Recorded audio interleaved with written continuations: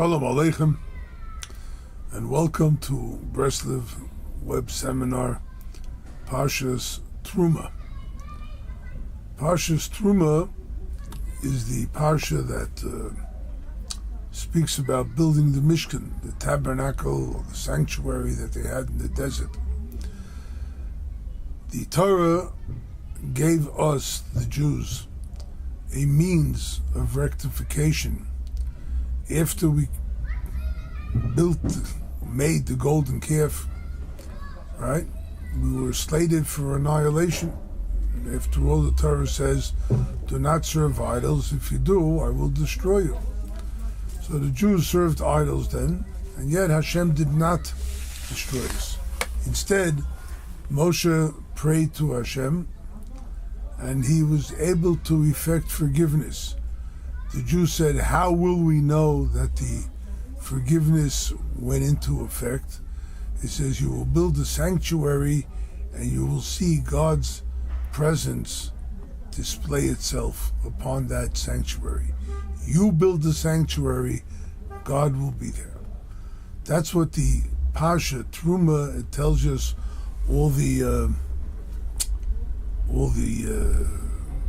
measurements of all the different artifacts that were in the temple, that were in the Mishkan. And this way, everything, when it finally was established and dedicated, that's when Hashem Kaviyachol, in his glory, appeared to the Jewish nation. And the presence of the Shekhinah, the divine presence, was upon the Mishkan the entire time the Jews were in the desert. Okay, what does that have to do with me? Right? So, big deal. They built it then. They carried it through the desert. They came into the Holy Land. They built the temple. There's nothing left of the Mishkan. So what does it have to do to me? What does it have to do with me? Torah is eternal. The Zohar, the Tikkun Zohar, in its introduction, explains how certain parts of the Mishkan apply to the human body. Right? Let's take first the Mizbeach, the altar. They sacrificed the animals, they put them on the altar, and it burned. They burned the animal until it was crisp, done, and there we go. The altar is a person's stomach. Right? You put food into the body, like a sacrifice, you just put it in, and the body burns it up. The body takes that nourishment and it burns it. But that's what's used to give you strength so that you could serve Hashem and give him nachas, right? Give him pleasure.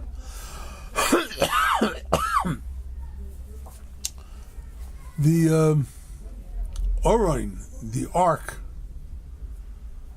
right? It's more like the heart. The ark was placed in the Kodesh HaKadoshim, in the Holy of Holies, right? The ark is the Torah. The ark is what holds the Torah. It teaches us what to do. It was covered with a kaporet. The kaporet meaning the lungs, right? The lungs sit on top of the heart and they have lobes. And the lobes keep on moving. And they're fanning the heart because the heart works very hard and it's hot. The lobes cool off the heart. So the kapores that you have in the temple was meant to be a covering for the heart, your lungs. Breathing in and out, hey, that's a great thing. As long as we breathe, we're alive, right? But let's breathe good things so that what we take in is pure and what we exhale is also pure. The inhalation and the exhalation of the air that we breathe, it really depends on us, right? Do I want to experience Hashem? Take a deep breath. Hashem, I want to come close to you. Don't start talking slander or profanity or evil speech or something against somebody else that would help destroy his life, like the media always do, right? Take something nice and good, speak that. Let it go in and out, inhale, exhale, but let it be good things. And that, you're going to cool off the heat of the heart. Otherwise, what you're doing is you're giving the heart evil things, and that heart is going to spread the blood throughout the body. It's the bloodstream that comes from the heart, and it's going to be hot, and it's going to be evil. It's going to look for lust, avarice, gluttony, immorality, and whatnot, right? So we have to learn to temper the heart with the lungs. That's another couple of articles that are from the temple, right? The table represents wealth. The table, they used to bake 12 challahs, and they used to put it on the table, and it was put on there Friday afternoon, and it wasn't taken off till the following Shabbos. 8 days it stayed, or actually 9 days, it stayed on the table, and it was as fresh on the following Shabbos as it was the day they baked it and they put it on, right? This is something that has to do with the livelihood of a person, the wealth of a person. You have to be able to be fresh and invigorate yourself with something new, something good, something that you feel, something that you can attach yourself to and feel comfortable with. Menorah doresha. The candelabrum is the head. It's got 7 apertures. It's got 2 eyes, 2 ears, 2 nostrils, and 1 mouth. 7. It's got 7 apertures, and this is the light. And Rabbi Nachman explains in one of his lessons an amazing thing. He says, these 7 apertures, these 7 candles, are the connection that a person has to the world. It's what we see, what we hear, what we smell, what we taste. It's the 4 of the 5 senses. The 5th one is touch. That's a different topic for a different time. But right now, the 4 senses are all meant to bring the person in touch with the world and with God. Your brain says, look around, see what you have around you. You look around, you see different things. The message goes back to the brain, what did you see? And when you define it, depends how you define it, that's your connection to the world. You can see the most awesome things in the world, the beauty of Hashem, the beauty of creation, the beauty in people. You can see so many wonderful things. And you could see evil. You could see bad. You could see terrible things about everybody or about the world.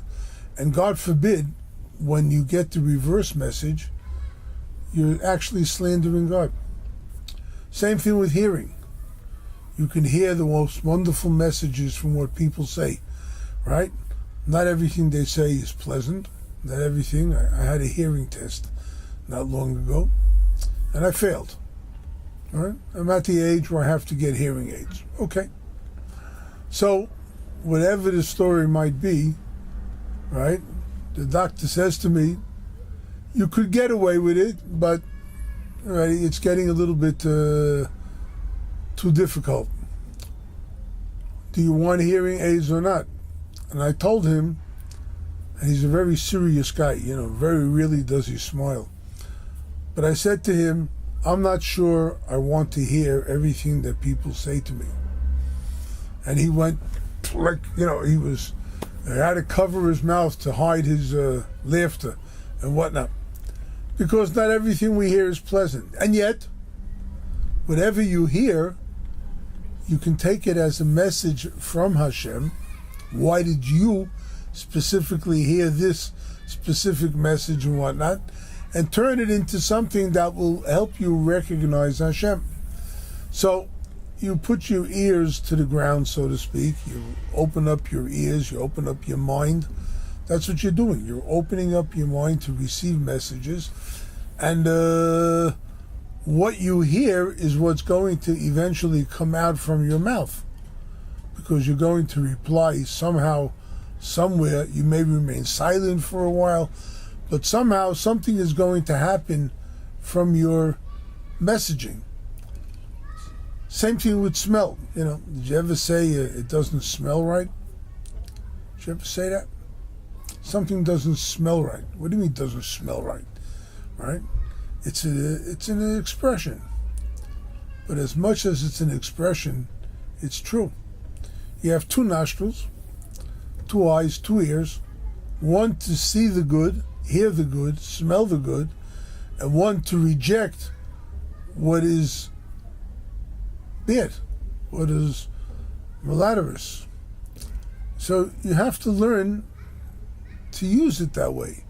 Use your filters that God gave you to connect with the world, and use it in a positive sense, or use it to negate the negative sense. And this way you really be able to live a life. And of course, the mouth.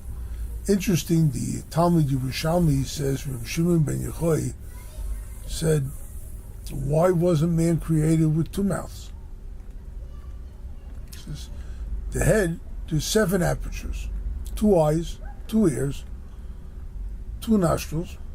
Think of your body, 2 arms, 2 legs, right? You have 2 sides, basically, right? Right and left, what's good and what's not so good. Right? Why is there only 1 mouth? He says a person can speak twice as much good. But then he rethought it, and he said, but a person could also speak double the amount of slander, double the amount of evil, double the amount of profanity, of wasted speech, right, and whatnot. And what do we need it for? Right? Thank God he's got only 1 mouth, right? But whatever goes in through the eyes, the ears, the nostrils, right, is going to emerge eventually through the mouth. Oy, breathe deeply. Breathe deeply and see what you got.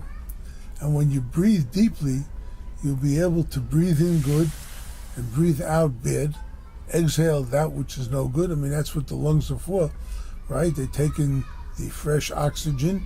They get rid of the carbon monoxide, carbon dioxide. They get rid of it. That's the purpose. And that's what we have to do with our 7 apertures, with our menorah. It's our candelabrum that lights our body, it lights our mind, it lights our sanctuary. It's what brings us to become a sanctuary for Hashem. May you all have a great Shabbos. Let us all merit to do the right thing and to experience Hashem and see the coming of Mashiach and the building of the temple, so we can watch all these artifacts really at work and see how it really works on us too. Good Shabbos.